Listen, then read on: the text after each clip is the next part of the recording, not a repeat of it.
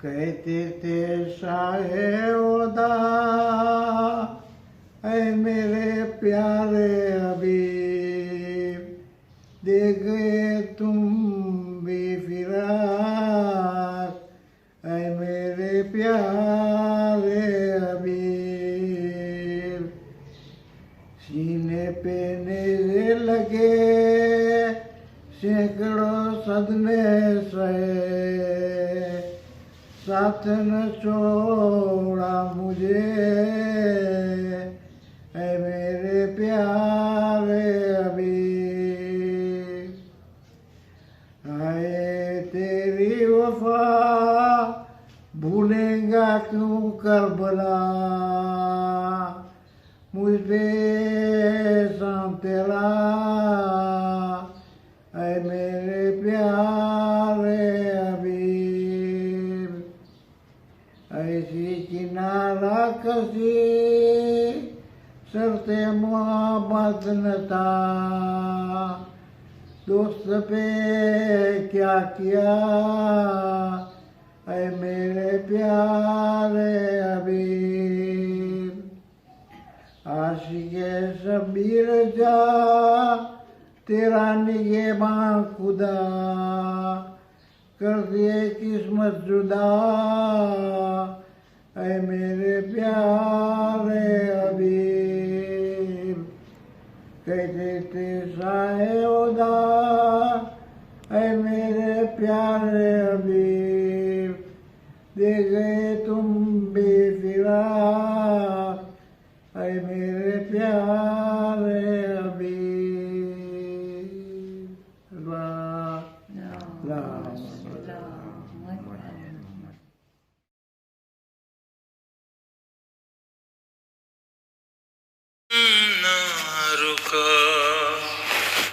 دین بچانے والے کوششیں کرتے رہے، لاکھ زمانے والے کوششیں کرتے رہے، لاکھ زمانے والے، تیرا ماتم نہ رکا دین بچانے والے، فاطمہ زہرا دعا دیتی ہے آباد رہے، فاطمہ زہرا دعا دیتی ہے آباد رہے، یہ عزادار عزا خان سجانے والے کوششیں کرتے رہے، لاکھ زمانے والے، تیری ہمت پہ فدا سارے جہاں کے صابر، تیری ہمت پہ فدا سارے جہاں کے صابر، اپنے کاندھے پہ جوان لاش اٹھانے والے، اپنے کاندھے پہ جوان لاش लाश उठाने वाले झुक नहीं सकते जहां में ये किसी के आगे,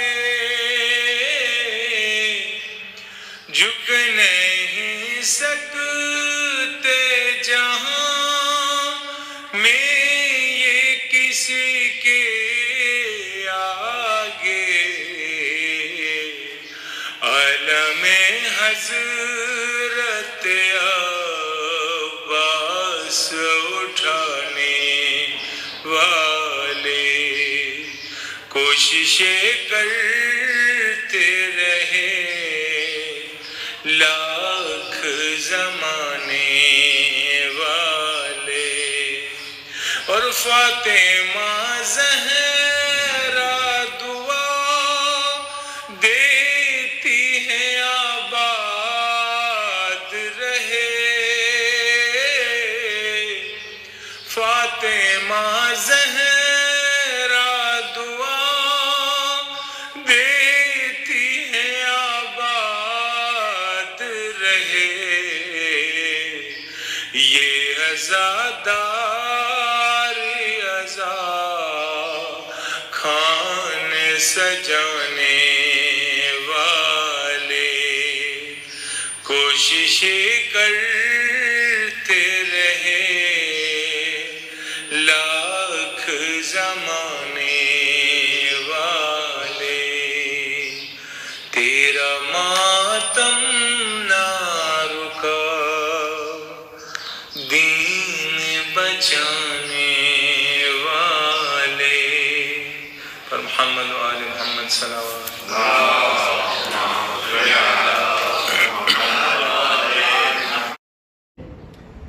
औज़ु बिल्लाहि मिनश शैतानिर रजीम।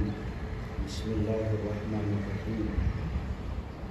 अल्हम्दुलिल्लाहिल्लज़ी लम यत्तखिज़ साहिबतन वला वलदा वलम यकुल लहू शरीकुन फिल मुल्क वलम यकुल लहू वलिय्युन मिनज़-ज़िल्लि वकब्बिरहु तकबीरा।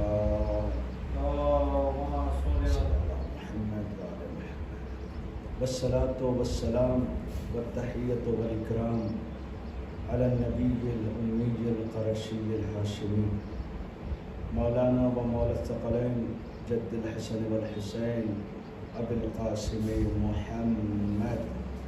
अल्लाहुम्मा सल्लि अला मुहम्मद व आलि मुहम्मद व अला आलिहिल अत्यबीन अल अत्हरीन अल मासूमीन अल मज़लूमीन अल मुंतखबीन अल मुंतजबीन वलअनतुल्लाहि अला अअदाइहिम व क़तलतिहिम व गासिबी हुकूक़िहिम व मुनकरी फ़ज़ाइलिहिम अजमईन मिनल आन इला यौमिद्दीन। अम्मा बाद फ़क़द क़ाल इमाम अल-हुसैन अलैहिस्सलातु वस्सलाम इन्नी लम अख़रुज अशरन वला बतरा वला मुफ़सिदन वला ज़ालिमन व इन्नमा ख़रजतु लितलबिल इस्लाह फ़ी उम्मति जद्दी उरीदु अन आमरा बिल मअरूफ व अनहा अनिल मुनकर व असीरा बसीरति जद्दी व अबी अली इब्न अबी तालिब सल्लल्लाहु अलैहि मुहम्मद व आले मुहम्मद।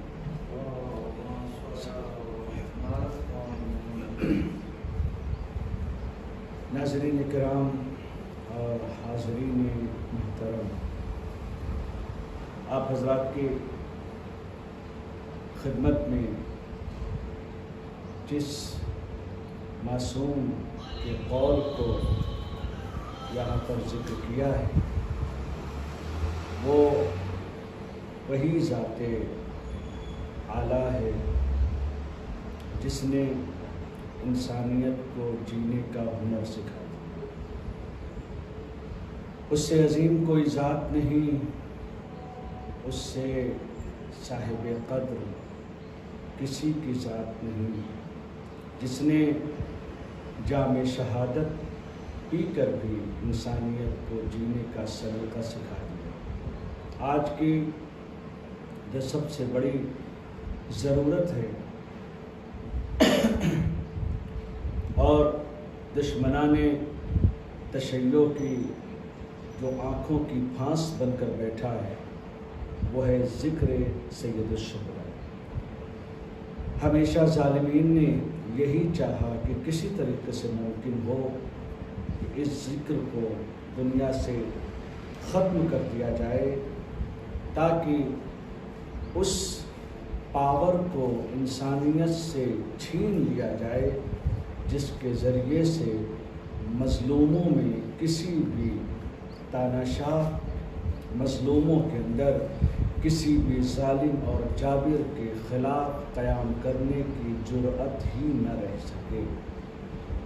امام حسین علیہ السلام نے کائنات کو وہ عظیم تحفہ دیا جس تحفے نے انسانیت کے جو کملائے ہوئے گلستان میں ایک رونق بخش دی، ساتھ ہی ساتھ انسانیت کو جہاں پر زندگی میں استقامت کا سلیقہ سکھایا، ظالم کے خلاف لڑنے کی جہاں طاقت دی، وہیں پر ایک جو سب سے بڑا ہنر دیا انسانیت کو وہ یہ ہے کہ اگر تمہاری زندگی اور موت میں کسی ایک کو چننا پڑے تو تم یہ دیکھنا کہ کس میں تمہاری عزت باقی رہتی ہے۔ اگر تمہاری موت عزت کی ہو اور تمہاری زندگی ذلتوں بھری ہو تو وہ موت بہتر ہے جو عزت کے ساتھ ہو، اس زندگی سے جس میں صرف ذلت انسان کا نصیب بن جائے۔ آواز دی کہ رہتی دنیا تک میرے قیام کے جو انشورنس ہے، میرے قیام کی جو ضمانت ہے وہ میں دے کر جا رہا ہوں، اور وہ کیا ہے؟ انی لم اخرج اشرا ولا بطرا ولا مفسدا ولا ظالما۔ دیکھو مجھے پہچانو، یہ میرا قیام سرکشی نہیں ہے، میرا قیام آرام طلبی نہیں ہے، مجھے عیش و آرام نہیں چاہیے۔ خبردار یہ مت سوچنا کہ حسین تخت و تاج کی لالچ میں، دنیا طلبی کے لیے، اقتدار کی چاہت میں اپنا گھر چھوڑ رہا ہے۔ خبردار، حسین فساد اور ظلم کے لیے قیام نہیں کر رہے ہیں، بلکہ مجھے پہچانو اور میرے اس مقدس قیام کی عظمت کو جانو۔ وَإِنَّمَا خَرَجْتُ لِطَلَبِ الْإِصْلَاحِ فِي أُمَّةِ جَدِّي، میں اپنے نانا کی جو امت بگڑ گئی ہے اس کی اصلاح کے لیے نکلا۔ یہ جو سوئی ہوئی امت ہے، یہ جو خمار زدہ امت ہے، جسے اقتدار کا خمار ہے، جس کے اوپر نشہ چڑھا ہے، ظلم کے اور ظالم کا نشہ اس کے اوپر چڑھا ہے، اس کو اقتدار کی ہوس نے اس کو خواب غفلت میں پہنچا دیا ہے، یہ زندگی کو اتنا پیار کرنے لگے ہیں کہ کائنات میں کچھ بھی ہو جائے انہیں محسوس نہیں ہو رہا ہے۔ میں اس بگڑی ہوئی امت کی، جس کے یہاں اس دنیا کی زندگی اتنی عزیز ہو چکی ہے کہ شرابی یزید کو برداشت کرنا چاہتی ہے، شرابی یزید کے اقتدار کو برداشت کرنا چاہتی ہے، اور مسئلہ صرف یزید پلید کی خلافت کا نہیں تھا، مسئلہ یہ تھا کہ اس تخت خلافت پر اس کو بیٹھنا تھا جس تخت کے اوپر، جس مسند کے اوپر، جس منصب کے اوپر اللہ کا رسول بیٹھا کرتا ہے۔ وہ منصب اس نے اختیار کیا تھا کہ ہم رسول کے خلیفہ ہیں۔ ایک طرف وہ رسول کی رسالت کا انکار کر رہا ہے اور دوسری طرف اسی رسول کے خلیفہ ہونے کا دعویٰ کر رہا ہے۔ کس کا خلیفہ؟ یعنی معیار یہ پیش کیا جا رہا ہے کہ رسالت کا انکار کر کے کہ ہم در حقیقت رسالت کا انکار اس لیے کرتے ہیں کیونکہ میں اس رسول کو نہیں مانتا، یعنی جب میں رسول کو نہیں مانوں گا تو رسول کے فرمان کی پیروی کرنا، ان کے قانون کو ماننا، ان کے حکم کو ماننا، یہ میرا وظیفہ نہیں ہوگا۔ لہٰذا یہاں سے اس نے پوری طریقے سے نظام کو بدلنے کی کوشش کی کہ جب رسول کو تسلیم نہیں کروں گا تو پھر جو دل چاہے گا وہ کروں گا۔ کیوں؟ کیونکہ وہ ایک آزاد فکر انسان تھا جس کو خدا کی وحدانیت کا یقین نہیں، جس کو رسول کی رسالت کا یقین نہیں، جس کو صراط مستقیم کا علم نہیں، بلکہ آج بھی وہ اسی جوش میں جی رہا ہے کہ کب مجھے وہ موقع ملے اور بدر اور احد میں مارے گئے اپنے بزرگوں کے خون کا بدلہ لے سکوں۔ کیا پیش کیا جا رہا ہے؟ یعنی علی اور اولاد علی نے علیہم السلام نے جو دنیا میں ظالمین کے خلاف قیام کیا، آج دنیا افسوس کا مقام یہ نہیں ہے کہ یزید خلیفہ بن گیا، یہ افسوس کا مقام نہیں ہے، چونکہ ظالم نے اس کو اپنی جگہ پر بٹھا دیا تھا۔ افسوس کا مقام یہ نہیں ہے کہ یزید خلیفہ بنا، افسوس کا مقام یہ ہے کہ یزید خلیفہ بنا اور دنیا خاموش رہی۔ افسوس کا مقام یہ ہے کہ یزید جیسا انسان تخت جانشینی رسالت پر آیا اور دنیا خاموش رہی۔ خاموشی کو تو چھوڑ دیجئے، دنیا اس یزید پلید کی بیعت کرنے کو اپنا دین سمجھ رہی ہے، اور بڑی بڑی ہستیوں نے یزید کے ہاتھ پر بیعت نہ صرف بیعت کیا بلکہ جب یزید کے خلاف احتجاجات ہونے لگے تو باقاعدہ منع کیا، خبردار میری اولاد میں سے کوئی بھی یزید کی بیعت کو نہ توڑے ورنہ میں خود اس کے خلاف شمشیر کو اٹھا لوں گا۔ یہ کون لوگ ہیں؟ یہ وہی لوگ ہیں جن کے لیے کہا گیا ہے کہ یہ محدثین حدیث تھے، یہ بڑی مقدس شخصیات تھیں، یہ بڑی محترم شخصیات تھیں اسلام کی، جو اسلام کے ان لوگوں میں سے تھے جو اسلام کو شروع میں اختیار کر گئے تھے۔ کون سا اسلام تھا؟ جس اسلام میں ظالم کی مخالفت کی صلاحیت نہ ہو، وہ اسلام کس کام کا؟ جس اسلام میں شراب خوری اور ماں بہنوں کی آبرو ریزی کرنے والے کی خلافت کو اور اس کے اقتدار کو اس اعتبار سے قبول کیا جا رہا ہے کہ من ماتا ولم یعرف امام زمانہ ماتا میتۃ جاہلیہ، اگر کوئی اپنے وقت کے امام کو نہ پہچانے اور مر جائے تو اس کی موت جاہلیت کی موت ہوتی ہے۔ تو جن کا امام یزید پلید جیسا امام ہوگا تو آپ یقین سے بتائیں جب امام ایسا ہوگا تو معموم حدیث نہیں، قرآن کھول کھول کے بھی پیے تو ان کے اوپر کوئی اثر ہونے والا نہیں ہے، کیونکہ انسان اپنی اقتدا کے ذریعے سے پہچانتا ہے اس کی کیا صلاحیت ہے۔ یہ کائنات نے اس چیز کو دیکھا، مگر افسوس آج بجائے اس کے کہ 1400 سال کے بعد انسان کے اندر یہ صلاحیت پیدا ہو کہ وہ یہ کہہ سکے کہ یہ لوگ غلط تھے، ان لوگوں نے غلطی کی، ان لوگوں کو توبہ کرنی چاہیے تھی، بجائے اس کے آج امت میں ہو کیا رہا ہے؟ بجائے اس کے کہ جنہوں نے یزید کی بیعت کیا تھا اس کو کنڈم کریں، آ کر امام حسین کے قیام کے خلاف بولا جا رہا ہے، یزید کے گناہوں کی توجیح پیش کی جا رہی ہے۔ عزیزان گرامی، جس سماج میں یزید جیسے انسان کو خلیفہ تسلیم کر لیا جائے، جس سماج میں 1400 سال کے بعد بھی یزید جیسے انسان کو خلیفہ رسول اور معاذ اللہ رضی اللہ جیسے القاب سے نوازا جائے، تو اگر ایسے سماج میں داعش، جبہت النصرہ اور طالبان جیسے وجود میں آ جائیں تو تعجب نہ کیجیے گا، اس لیے کہ جن کا سرغنہ یزید ہو ان کے مسلک میں داعش ہی جنم لیتے ہیں، ان کا مسلک کہیں اور سے نہیں آتا، ان کے مسلک میں داعش اور ظالمین۔ کیوں؟ کہ اس لیے کہ کسی کو اگر پہچاننا ہو تو یہ دیکھو پیروی کس کی کرتا ہے، کسی کو اگر جاننا ہو تو یہ جانو کہ وہ کس کے اقتدا میں ہے، کس کو فالو کر رہا ہے۔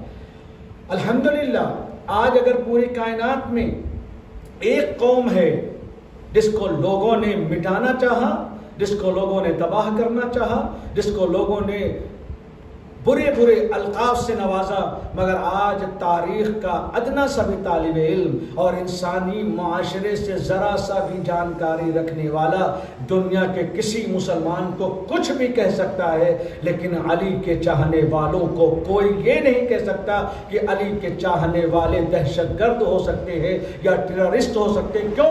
کہا اس لیے کہ جو جس کی اقتدا میں یہ ہیں وہ پہلا انسان تھا جس نے یزید جیسے دہشت گرد اور یزید جیسے ٹیررسٹ کے مقابلے میں قیام کر کے یہ بتایا تھا کہ مثلی لا یبایع مثلا، میرا جیسا یزید جیسے کی بیعت نہیں کر سکتا۔ معیار کیا ہے؟ کیا معیار یہی سے سمجھو، میں یزید جیسے دہشت گرد کے مقابلے میں کھڑا ہونے والا بے گناہ انسان جس کا گناہ اس کی نظر میں یہ ہے کیونکہ یہ میں حق کے ساتھ قیام کر رہا ہوں، میں رسول کے دین کے دفاع کے لیے قیام کر رہا ہوں، میں اسلام کو بچانے کے لیے قیام کر رہا ہوں، میں امر بالمعروف اور نہی از منکر کو بچانے کے لیے، ان کو اجرا کرنے کے لیے، ان کو زمانے کے سامنے پیش کرنے کے لیے قیام کر رہا ہوں، تو اس کی نظر میں ٹیررسٹ ہوں نہیں، آنے والی نسلیں مجھے پہچانیں گی، اور وہ جو مسلمان ہیں تنہا وہ نہیں بلکہ ہر وہ آزادی پسند انسان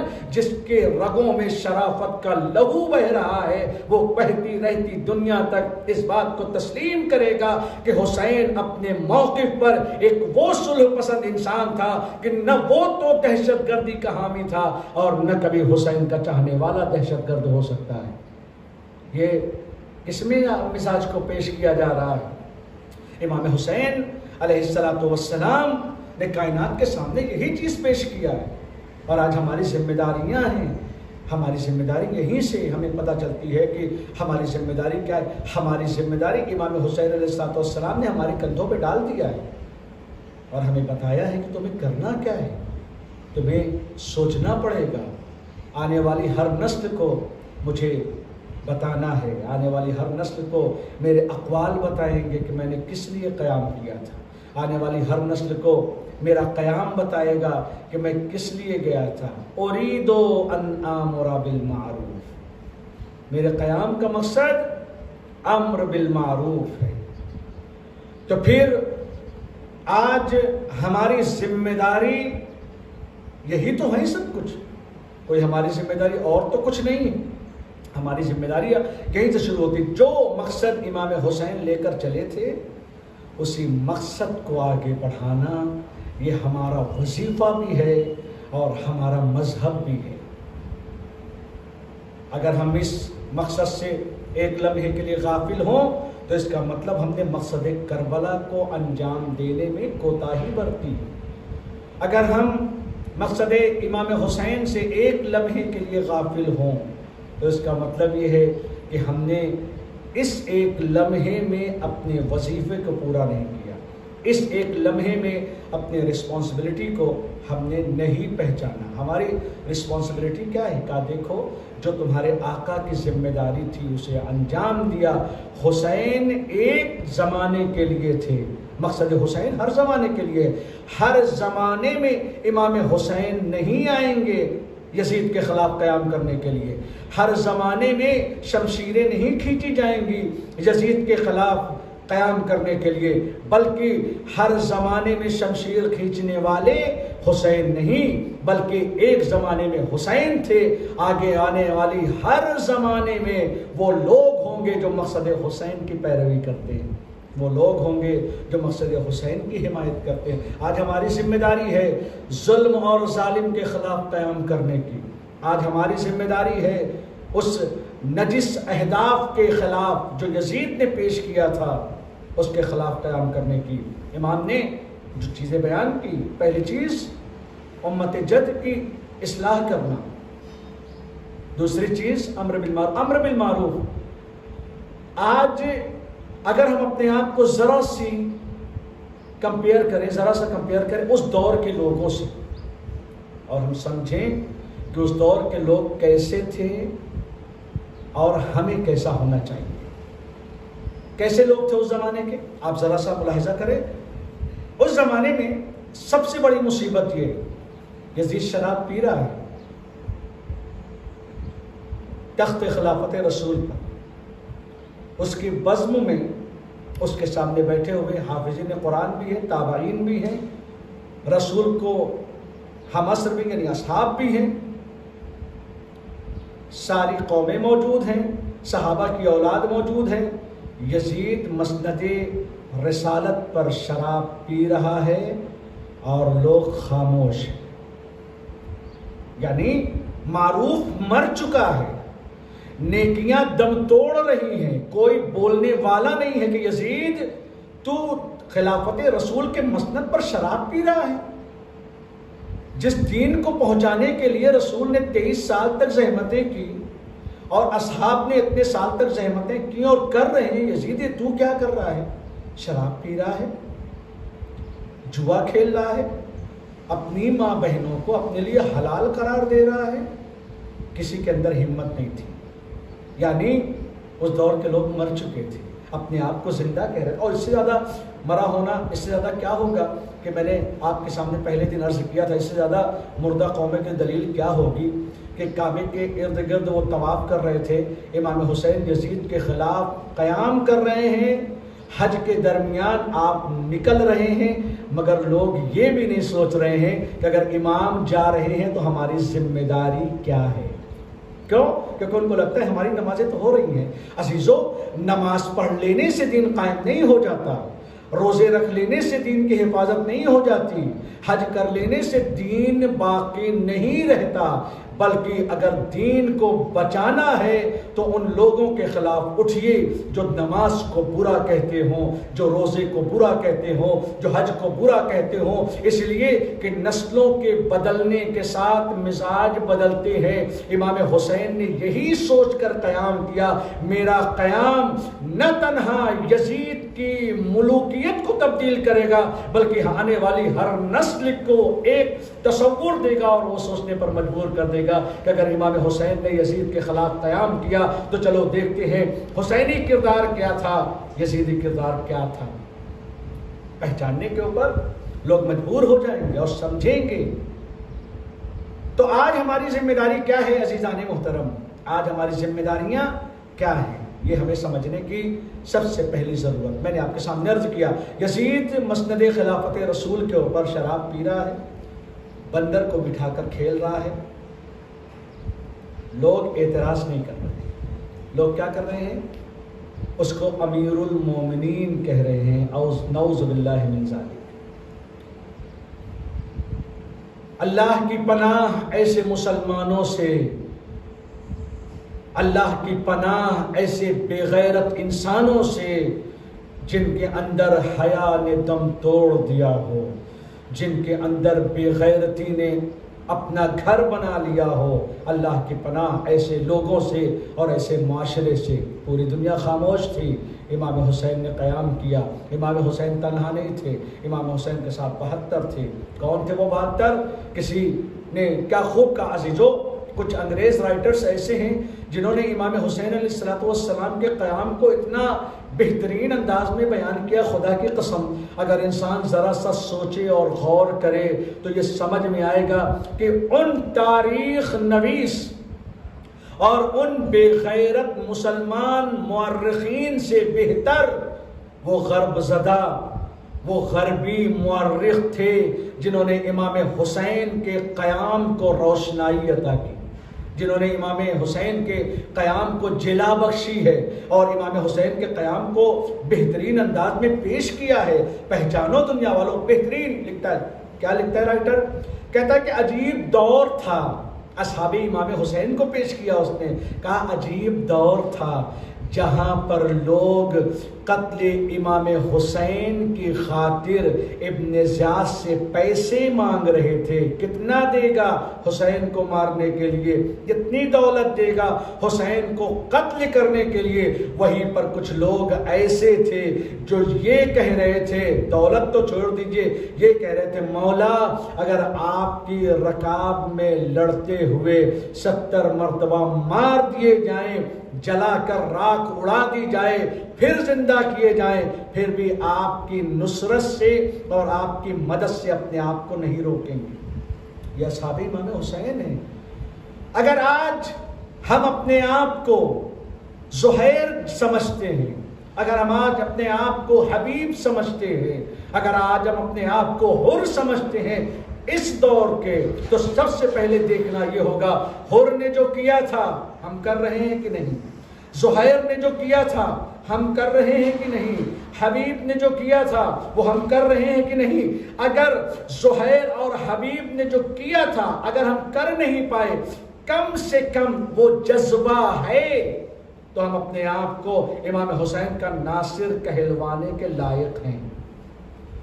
لیکن اگر وہ جذبہ ہمارے اندر نہیں ہے اور ہوتے ہوئے ظلم اور بگڑتی ہوئی صورتحال پر ہم خاموش ہیں تو اس کا مطلب ان مسلمانوں کے طریقے سے ہیں جو دربار شام کے دربار میں جو یزید کو شراب نوشی کرتے ہوئے دیکھ رہے تھے مگر ان کے اندر ہمت نہیں تھی جو کہہ دیتے یزید شرم کر منبر رسول ہے شراب پی رہا ہے. اہل بیت نے یہی تو سکھایا ہے اور اسی کی طرف دعوت دیا ہے اور اسی کو سکھانے کی کوشش کیا ہے. بڑا عجیب آج ہمارے یہاں سوچنے کی ضرورت ہے, ایمان کے مقصد کو پہچاننے کی ضرورت ہے. اگر ایک صلوات پڑھ دیں محمد و آل محمد.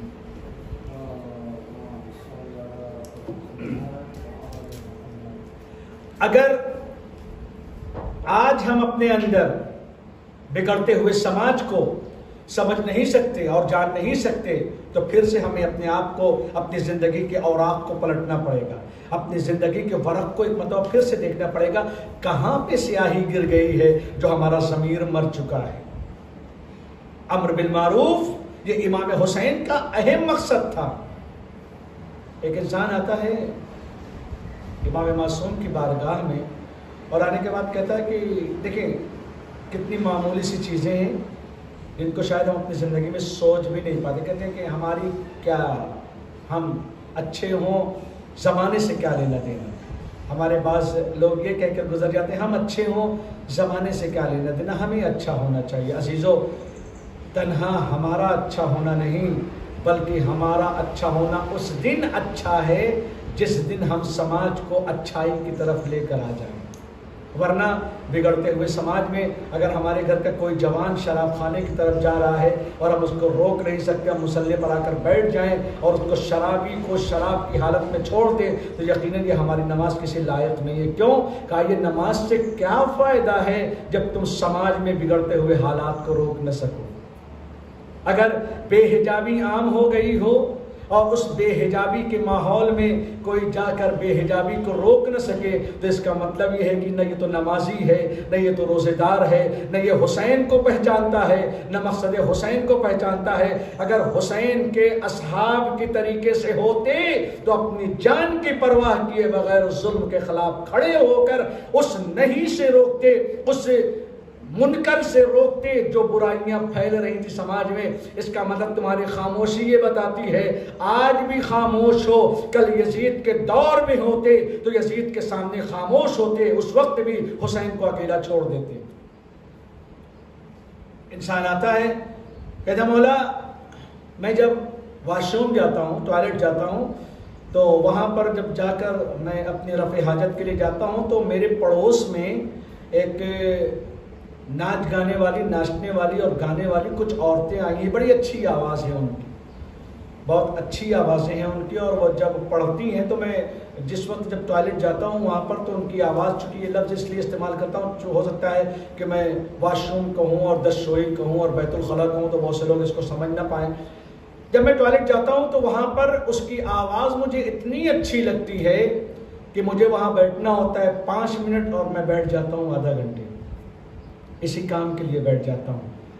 تو امام نے کہا یہ بات تمہاری صحیح نہیں ہے, وہاں مت بیٹھا کرو, وہاں کیوں بیٹھتے ہو؟ کہا مولا میں اس لیے نہیں جاتا ہوں کہ میں اس گانے کو سنوں, میں تو جاتا ہوں اپنی حاجت کو رفع کرنے کے لیے, رفع حاجت کے لیے جاتا ہوں. امام نے فرمایا کیا تم نے قرآن میں یہ نہیں پڑھا کہ کان, آنکھ, دل ہر ایک سے سوال کیا جائے گا.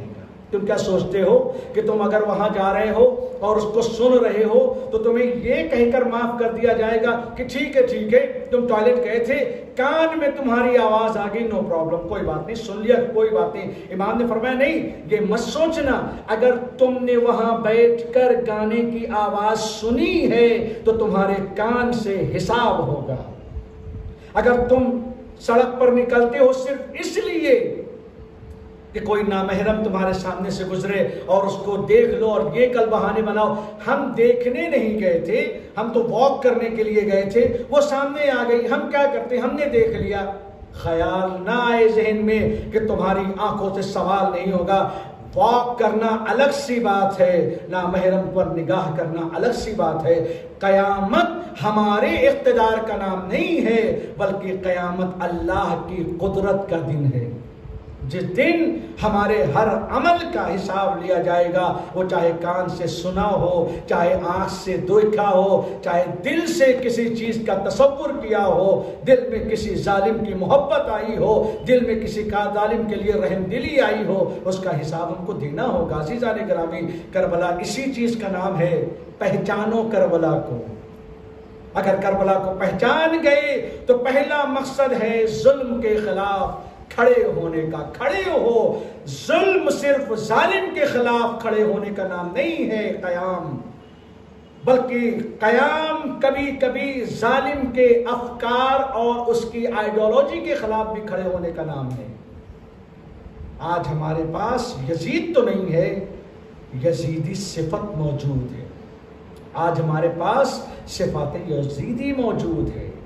ہمارے سماج کی ذمہ داری ہے بے پرداؤں کو پردے کی طرف بلانا، بے نمازیوں کو نماز کی طرف بلانا، چوروں کو چوری سے روکنا، شرابیوں کو شراب سے روکنا، زناکاروں کو زناکاری سے روکنا۔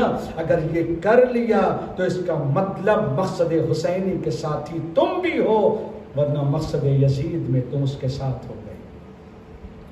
مقصد امام حسین کو لشکر کی ضرورت نہیں ہے، چونکہ امام حسین کا ہر سپاہی صدیوں پر بھاری ہے، امام حسین کا ہر جانباز زمانے پر بھاری ہے، اور انہی جانبازوں کی لسٹ میں، فہرست میں ایک نام اور آتا ہے جسے حسین مظلوم نے خود بلایا۔ ایسا جانباز جو ضعیف ہو چکا ہے، مگر کردار اس اعلیٰ ترین مقام پر ہے کہ وہ امام کو ڈھونڈ نہیں رہا ہے۔ جب کردار بلند ترین مقام پر پہنچ جائے تو امام خود ڈھونڈ لیتے ہیں، امام خود تلاش کر لیتے ہیں، کہاں ہے میرا حبیب۔ بہن زینب تڑپ رہی ہے کیونکہ کربلا میں دشمنوں کا نرغہ بڑھتا جا رہا ہے، گھیراؤ بڑھتا جا رہا ہے، ظالم ہر دن بڑھتے جا رہے ہیں۔ فضا کو بلایا، فضا میرے ماجائے کو بلا کر لاؤ۔ بھائی آیا، بھیا کیا اس پوری دنیا میں آپ کا کوئی چاہنے والا نہیں ہے؟ اے میرے ماجائے، یزیدیوں کا لشکر بڑھتا جا رہا ہے، میرے بھائی کیا تمہارا کوئی چاہنے والا نہیں ہے؟ تمہارا کوئی ساتھی نہیں، تمہارا کوئی ناصر نہیں؟ امام مظلوم نے خط لکھا، اور خط کا مضمون الگ الگ طریقے سے وارد ہوا ہے۔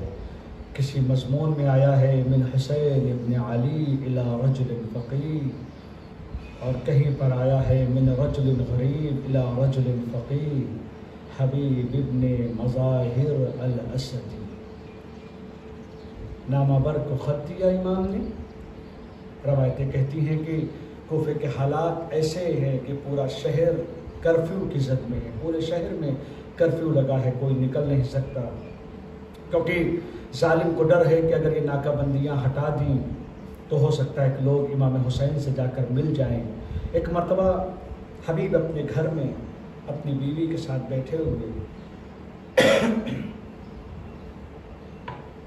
کھانا نوش فرمانے جا رہے ہیں، دق الباب ہوا، پوچھا کون؟ آواز آئی انا برید الحسین، میں حسین کا نامہ بر ہوں، میں حسین کا خط لے کر آیا ہوں۔ امام حسین کا نام سنا، نیوالا ہاتھ سے گر گیا۔ دروازے کی طرف گئے، خط کو لیا، خط کو کھولا، چہرے سے لگایا، کافی دیر تک امام کا خط لے کر پڑھتے رہے۔ زوجہ نے پوچھا خیریت تو ہے؟ کہا اے زوجہ، اے مومنہ، زہرا کا لال نرغے آدھا میں گھر گیا ہے۔ اے مومنہ، میرا مولا، میرا آقا دشمنوں کے نرغے میں گھر گیا ہے۔ کہا ارادہ کیا ہے حبیب؟ کہا میں تو ضعیف ہو چکا ہوں، میں کیسے جاؤں مومنہ، تجھے کس کے سہارے چھوڑ کر جاؤں گا، اتنا سننا تھا۔ روایتیں کہتی ہیں کہ ایک مرتبہ حبیب ابن مظاہر کی بیوی نے اپنے سر سے چادر اتاری ہے، حبیب کے سر پر رکھا ہے، حبیب یہ چادر تم لے کر گھر میں بیٹھو، میں اپنے آقا کی مدد کے لیے جاؤں گی۔ فوراً حبیب نے چادر کو اپنی زوجہ کے سر پر ڈالا، اے مومنہ میں تو تیرا امتحان لے رہا تھا، میں اپنے آقا کی مدد کے لیے نہ جاؤں گا تو کون جائے گا۔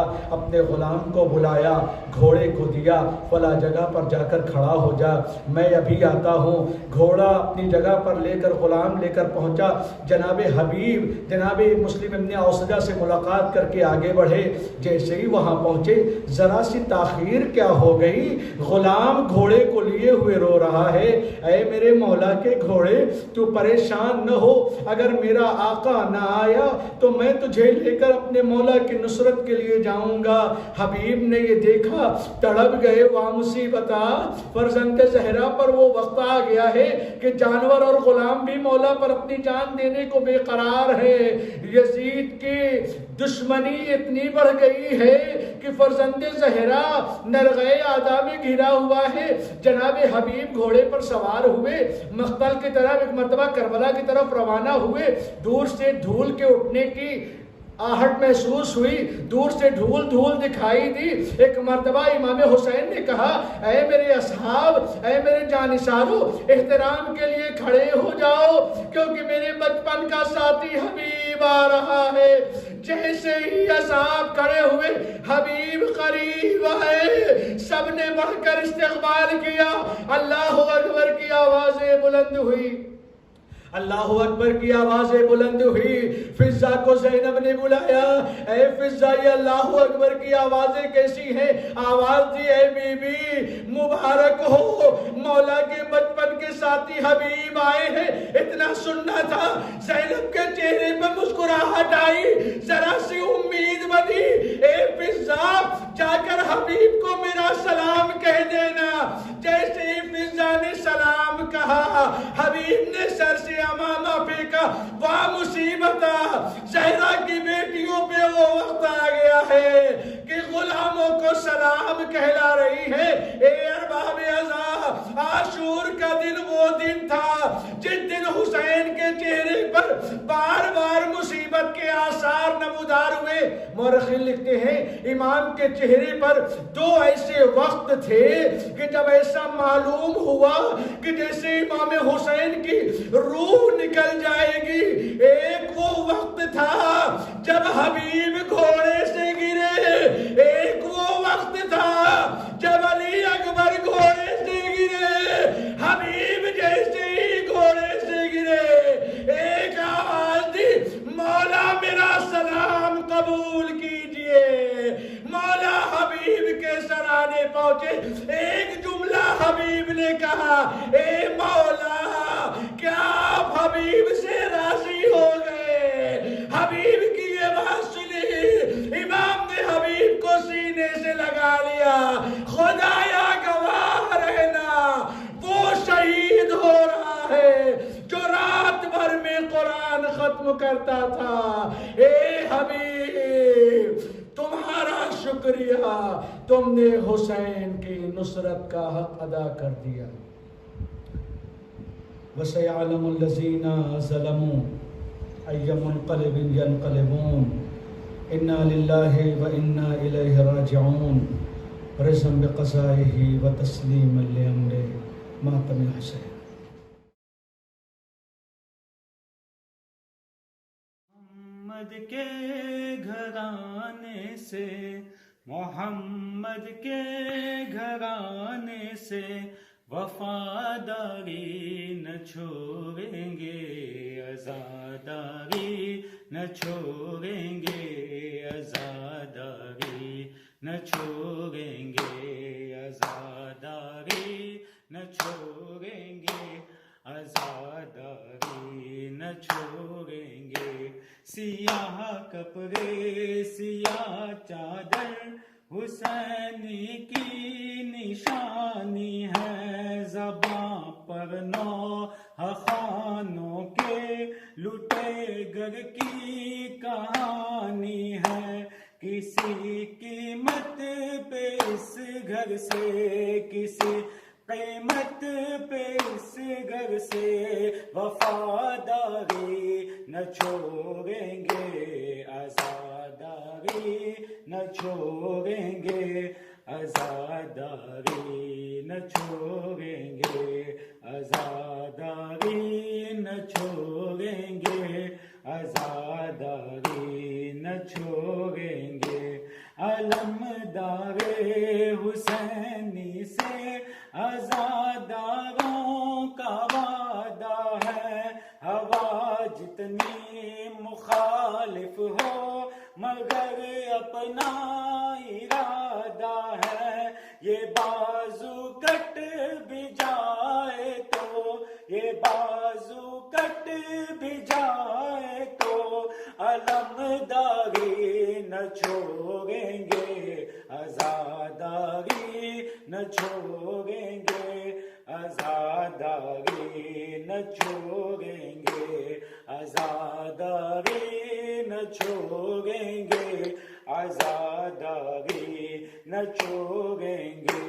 ہمیشہ ظلم باطل سے علی والے ہی جیتے ہیں، یزیدی اور حسینی تو ازل سے دو قبیلے ہیں، وہ غداری نہ چھوڑیں گے، وہ غداری نہ چھوڑیں گے، یہ غم خواری نہ چھوڑیں گے، آزاداری نہ چھوڑیں گے، آزاداری نہ چھوڑیں گے، آزاداری نہ چھوڑیں گے۔ السلام علیکم یا ابا عبداللہ، السلام علیکم یا ابن رسول اللہ، السلام علیکم وعلی جدک وابیک، السلام علیکم وعلی امک واخیک، السلام علیکم جمیعا ورحمۃ اللہ وبرکاتہ۔